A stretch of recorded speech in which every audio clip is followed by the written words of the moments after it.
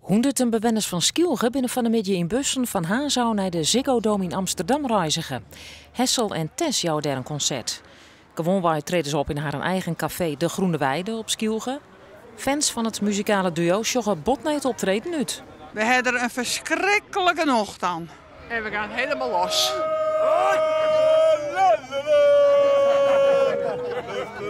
Ja, dat is al toen hij in Ahoy optrad en in Franeker, de kaatshal. Toen ben ik al naar hem toe geweest en ik had mijn wc altijd vol met Hessel krantenknipsels.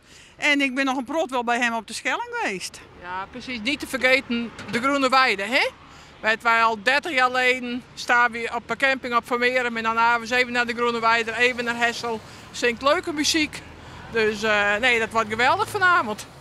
Na het concert is er een afterparty op de veerboord waarom naar Skilge met Eilander DJ's.